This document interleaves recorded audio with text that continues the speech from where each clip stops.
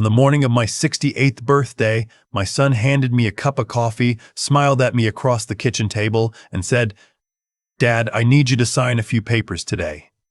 I remember thinking it was something about the car insurance, or maybe the joint account we've been meaning to consolidate.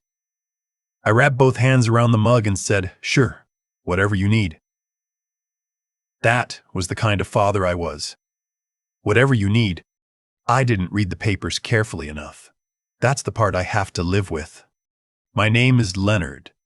No, wait. My name is Harold. That still trips me up sometimes, the way I have to remind myself of who I was before that morning and who I became after it. I'm 68 years old. I spent 31 years as a civil engineer for the county. I built bridges, not figuratively, literally. Load-bearing structures over rivers and ravines, calculated to the millimeter, designed to last 100 years. I knew how to read structural documents. I reviewed contracts every week of my working life. And I signed those papers without reading them. My wife, God rest her, passed 4 years ago this March. Pancreatic cancer.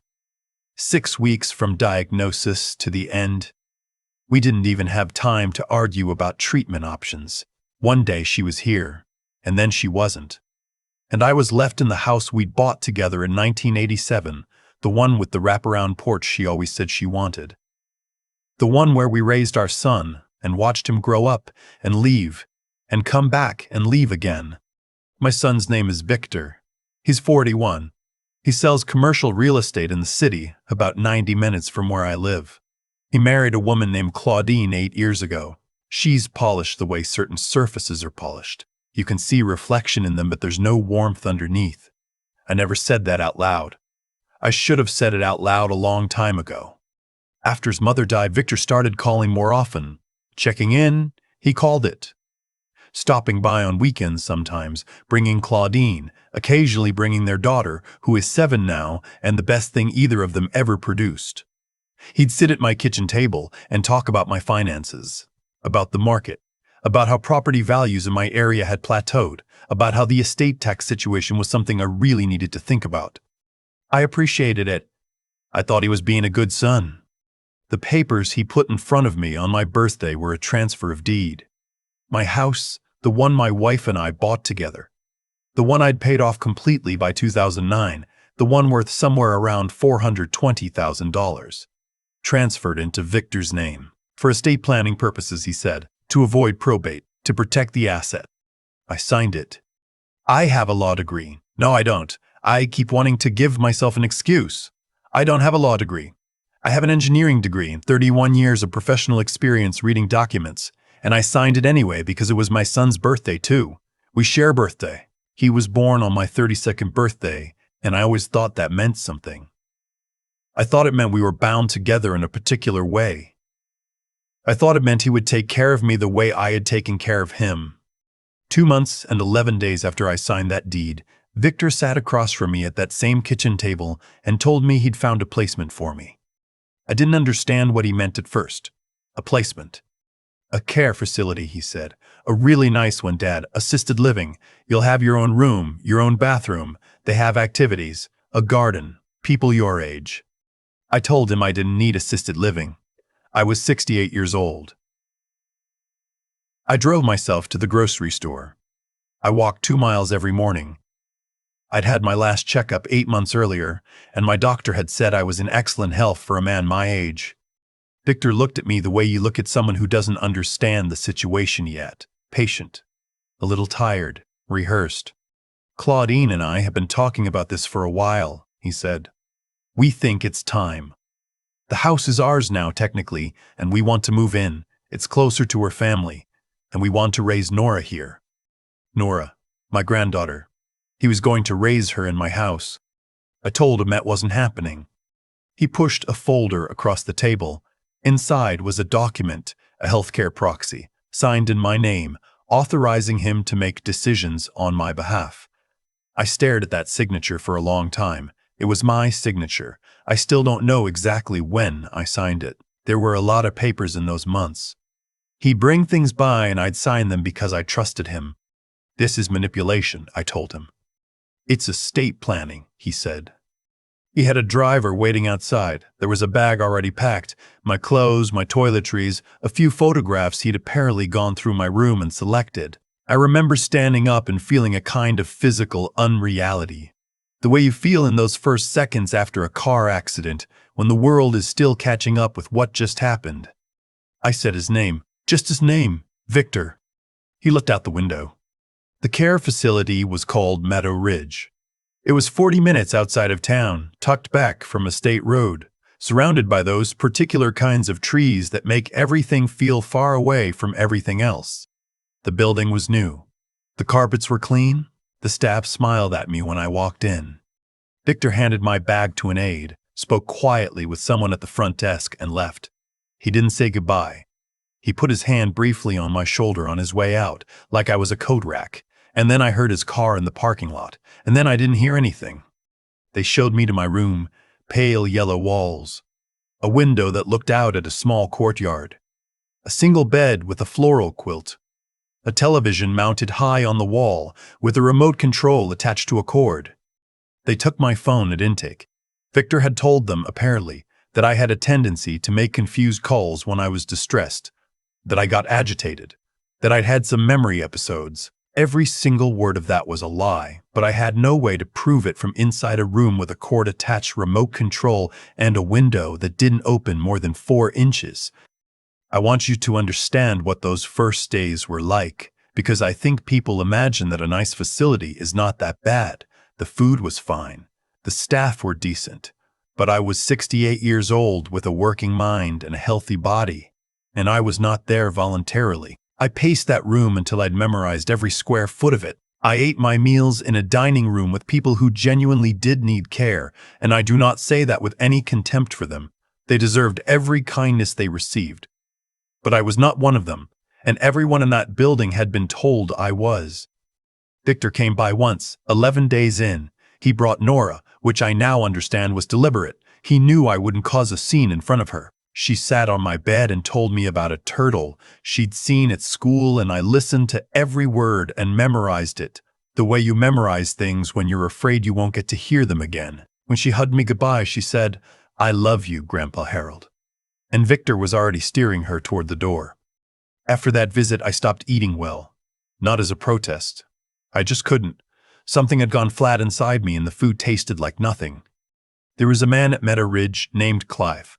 74 years old, former high school football coach, sharp as anyone I'd ever met, there because his daughter lived overseas and his other family members had convinced themselves he needed supervision. He and I played chess in the common room in the evenings, and we talked, really talked, the way you talk when the usual social pretenses don't apply anymore. And one night, about 3 weeks in, he said to me, "You need to stop looking out that window and start looking at who's in this building." I didn't know what he meant until 2 days later when I met the director. His name was Everard Finch. He'd run Meadow Ridge for 6 years. I'd seen him in the hallways a few times. A tall man in his early 60s with wire-framed glasses, and the particular kind of quiet authority that comes from actually knowing what you're doing. He'd nodded at me a few times. I'd nodded back. I'd assumed he was just the administrator. On a Wednesday afternoon, he came to my room and sat in the chair by the window and said, "Harold, I think we should talk." I didn't say anything. I waited. "I know who you are," he said. "I know who your wife was. I know what street you live on, and I know you built the Kavanaugh Creek overpass because I drove over it twice a week for 10 years, and it's a beautiful piece of work." I looked at him for a long time. "Ev," I said. He smiled. "You haven't changed much," he said. "Maybe the hair." Everard Finch. Ev Finch. We had worked on the same county infrastructure project in 1997 and 1998, a 2-year stretch during which we'd had lunch together probably 300 times, argued about the designated hitter rule, and once driven 8 hours each way to see a Bruce Springsteen concert because his wife had given up her ticket at the last minute, and I was the only person he knew who he could call at 7 in the morning and say, "Do you want to drive to Cleveland today?" and get a yes. His wife had gotten a job in another state in 2001, and they relocated, and we kept in touch sporadically for a few years. And then the way things happen, we hadn't. He had not recognized my name when Victor arranged my placement because Victor had given them my middle name, Kenneth, and a misspelling of my last name that was close enough to be plausible. I don't know if that was deliberate or careless. I've had a lot of time to think about which is worse. Ev had recognized me when he'd seen me in the hallway. He sat in my room for 2 hours that afternoon. I told him everything. He listened the way engineers listen, without interrupting, taking it in, calculating load and stress. When I was done, he was quiet for a moment, and then he said, "Do you know a lawyer?" I knew a lawyer. I'd used her for my wife's estate. Her name was Georgiana Park, and she was 63 years old, and she had never, in all the years I'd known her, lost an argument she'd decided to win. Ev had a phone, his personal cell phone. He put it in my hand, and he left me alone in my room for 1 hour, and I called Georgiana Park. She answered on the third ring. I told her what had happened. She was quiet for a moment, and then she said, "Harold, I need you to not sign anything else." I told her I was done signing things. "Good," she said. "I'll need to see the deed transfer and the healthcare proxy. I'll also need to know if there are any other documents." I didn't know what other documents there were, but she told me what to look for and how to ask for copies and what my rights were as a resident of a care facility, which were more substantial than I'd realized. And she told me something else, which was this: a deed transfer that occurs as part of a pattern of financial manipulation of an elderly person is not necessarily a clean transaction. The law has a name for what Victor had done, or at least for what it appeared he had done, and that name was elder financial abuse. That phrase, elder financial abuse, had never applied to me before. I had never thought of myself as someone to whom that phrase could apply. I was a civil engineer. I built bridges. I read structural documents. But there it was. It took 11 weeks. I want to be honest about that. It wasn't fast, and it wasn't clean, and there were days when Georgiana called me on Ev's phone and gave me updates that sounded like setbacks, and I lay on that floral quilt and stared at the high ceiling and thought about my wife and about Nora and about the wraparound porch and whether I would ever sit on it again. Georgiana filed for an emergency review of the healthcare proxy first, on the grounds that there was no documented medical basis for its execution. The facility was required by law to produce Victor's documentation supporting the claim that I needed a proxy. The documentation was thin. A letter from a doctor I had never seen, dated 6 months prior, describing cognitive concerns that were not reflected in any of my actual medical records. That letter became a problem for Victor very quickly. She also filed to contest the deed transfer on the basis of undue influence. The legal argument that I had been manipulated into signing under circumstances that compromised my ability to give genuine informed consent. In support of that argument, she submitted my actual medical records, my employment history, my county service record, and statements from 3 of my neighbors who confirmed that I had been, in the months leading up to the transfer, a fully capable and independent adult. Victor hired a lawyer. A good one, I'm told. They countered. There was a period of about 3 weeks during which I genuinely did not know how it was going to end. And then Victor made a mistake. He came to Meadow Ridge without notice on a Tuesday afternoon, and he spoke to the front desk staff in a way that Eve later described to me as not his best moment. He raised his voice. He demanded that I not be allowed to receive visitors or phone calls. He used the word delusional about me to a staff member who had personally played chess with me every evening for 6 weeks and had recently lost to me 17 games in a row. Ev documented the visit, formally, in writing. He submitted it to Georgiana. She used it. I left Meadow Ridge on a Thursday in October, 14 weeks after I'd arrived. Ev walked me out himself. He shook my hand at the door and held onto it for a moment and said, "Come by sometime, I'm serious." I drove myself home. Georgiana had arranged for me to have a key. Victor had changed the locks, but the court order required him to provide access to the property, which remained in legal dispute. He had moved some furniture. Claudine had painted the living room a color I don't care for, but the wraparound porch was the same. The light through the kitchen window in the late afternoon was the same. I called my daughter-in-law to let Victor know I was home. I didn't call Victor directly. I didn't trust myself to. She called back 4 minutes later. She was crying, which surprised me. She said it had gone too far. She said it wasn't supposed to go this far. She said that she was sorry. I don't know what too far meant to her, or what she'd imagined the moderate version of this looked like. I told her I appreciated her saying so, and that anything further would need to go through my attorney. Over the following weeks, Victor called me 61 times.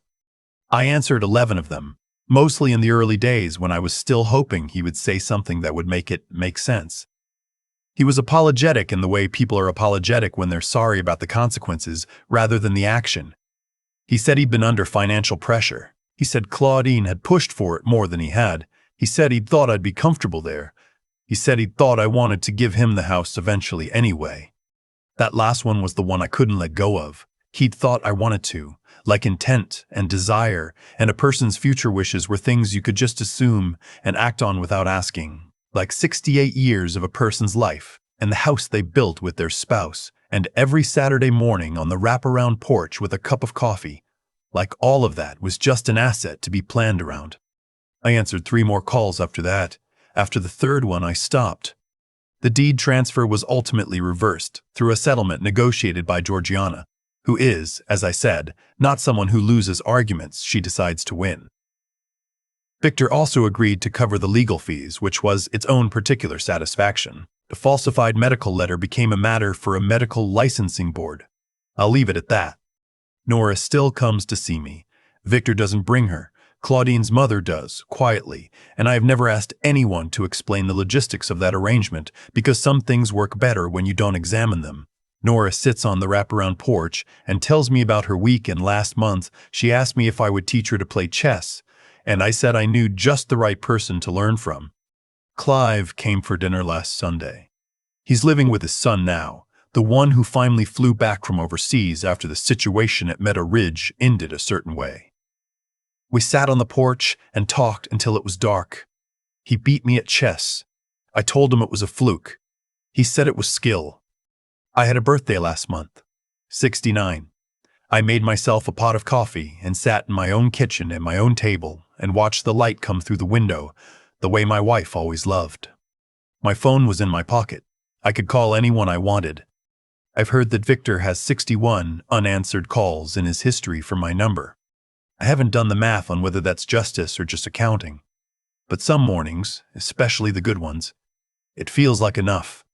There's something I keep coming back to, sitting on this porch with my coffee going cold in my hands. It's not the legal settlement.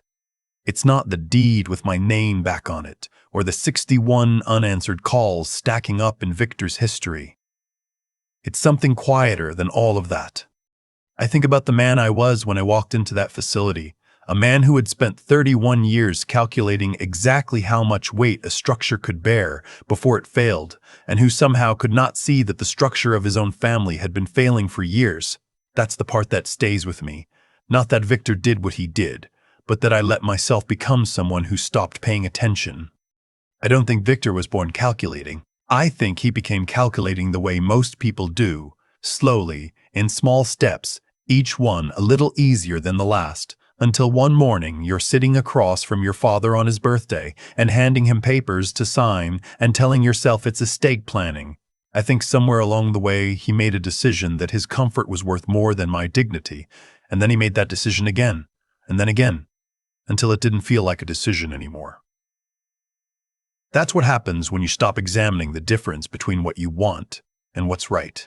The line blurs, and then one day there is no line. I was not blameless in this. I have had a long time to sit with that. I trusted when I should have verified. I signed when I should have read.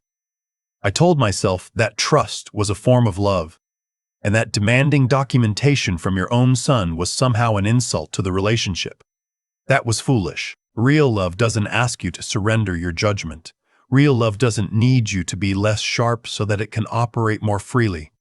What F. Finch did, recognizing me in that hallway sitting in my room for 2 hours, putting his phone in my hand, that wasn't a miracle.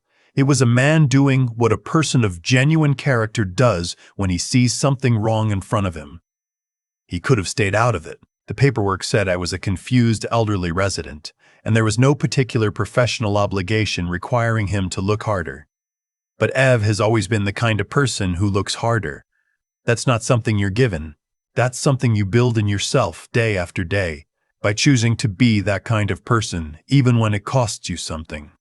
Georgiana was the same way. She picked up her phone on the third ring, heard my voice, and got to work.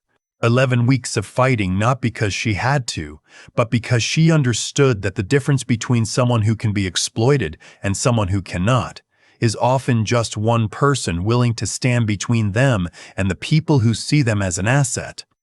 I built bridges for a living. The work required 3 things from me. Every single time, the integrity to use the right materials and not cut corners, the intelligence to calculate what the structure actually needed rather than what was convenient, and the will to keep going through the parts of a project that were slow and difficult and didn't show visible progress yet. I applied all 3 to my profession for 31 years and somehow forgot to apply them to the rest of my life. I'm applying them now. That's what 69 feels like. Not wisdom exactly. More like finally using the tools you already had. Nora asked me last weekend if I was happy. 7 years old, sitting on this porch with her feet not quite reaching the floor, asking me with complete sincerity if I was happy. I told her I was working on it. She thought about that for a second and said, "That's a good answer, Grandpa Harold. I think it might be the best answer I've ever given."